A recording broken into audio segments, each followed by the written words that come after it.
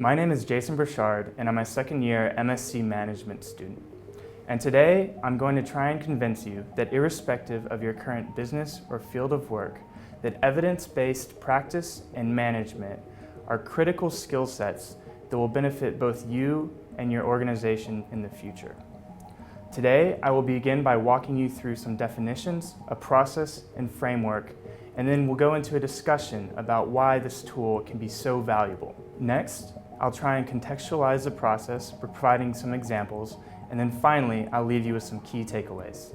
So, first and foremost, what is evidence-based management? Well, as defined by the Center for Evidence-Based Management, or the CEBMA, evidence-based practice is a decision-making process that is conscientious, explicit, and judicious, and takes you through a critical thought process that will lead to the best possible outcome. So, the CEBMA has designed a 6-step process that will help you go through your question identification all the way through assessment. I'm going to spend the next few minutes going over this process with you. The first step in the process is asking. In this step, the manager decision maker asks and formulates the question that they're trying to find out. So this could be thought of as developing your research question. And just with any good question development, it's very important that we ask the right questions to help us get to the right solution. The second step in the process is acquiring. In this process, the practitioner starts collating and collecting the necessary evidence. So, when we start talking about evidence, there are 4 different areas that the practitioner should look towards. The first place in which the practitioner may look for evidence is experiential, or professional experience. In this way, the manager looks at his or her past experiences and makes decisions based on these principles. Secondly, the manager can look towards the organization. They can look internal, they can look at the financials, they can look at the past history. Next, the manager can look at key stakeholders, or those within the community that also have a big effect on this decision. This could include anyone from members of the board, to your target market, to even the local community or government. And lastly, the scientific and academic communities.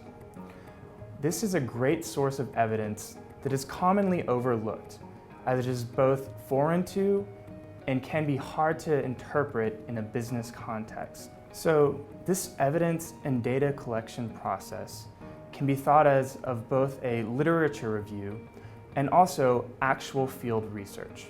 In this phase, the manager practitioner has the ability to go out and gather all evidence that they need. This can involve anything from reviewing peer-reviewed journals to going out in the field and talking to your customers and clients. The third step of the process is appraising. Here, the decision maker critically judges and evaluates the evidence that they have collected.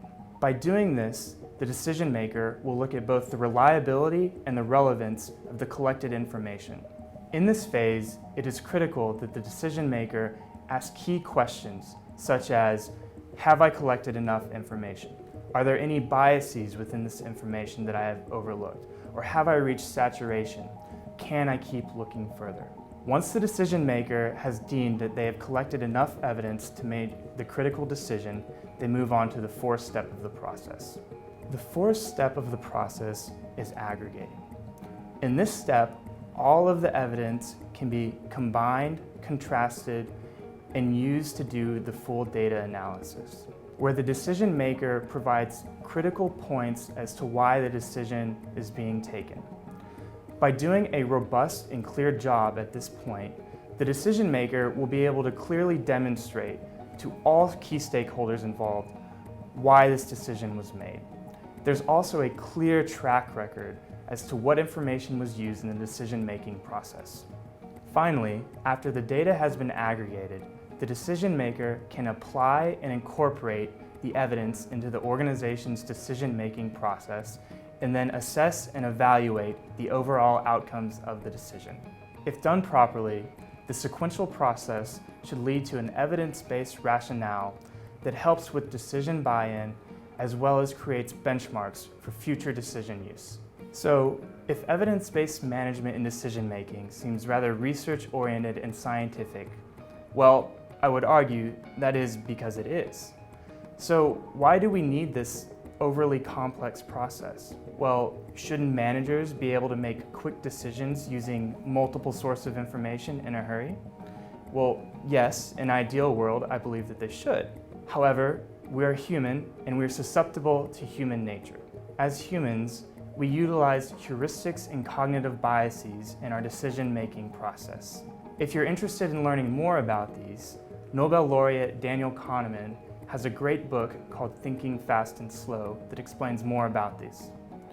This, however, is not a discussion about behavioral economics. This is a conversation about how we can make better and more effective decisions. In relation to our evidence-based management model, time pressures and human nature can lead us to make decisions based on personal experience alone.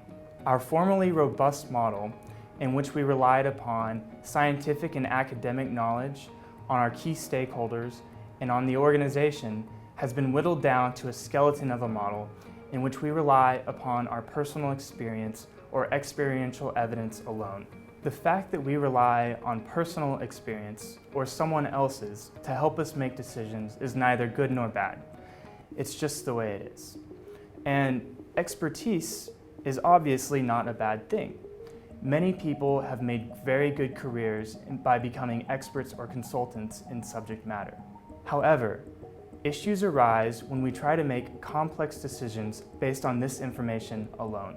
Neglecting any one of these sources of information could have unforeseen consequences, especially when, let's say, as a decision maker, you're looking at expanding into a new territory or country, or into new product market development, or even in an entrepreneurial firm where you're looking at product and process innovation.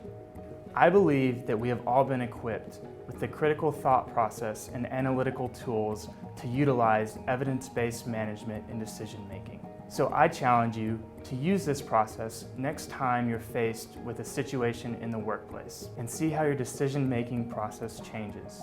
Take note of the places that you gather evidence from and see if you can adjust or change this process to make it fit your organization better. After all, it's just a framework to help you utilize skills that you already have. Tweak it, adjust it, and make it fit the context of your situation and your organization.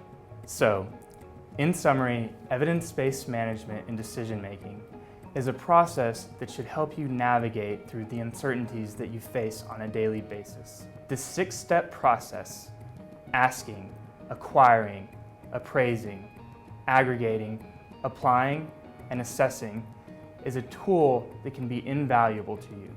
We looked at 4 sources of evidence that you could rely on: key stakeholders, the organization, the academic and scientific communities, and lastly, your personal or experiential evidence. Lastly, I challenge you. The next time you're faced with a task or challenge, stop and think about all of the different sources of information and evidence you have before you. Or, before you pull out that checkbook to hire the next consultant, ask, am I going to get all of the information I need, or is this just going to be one data point?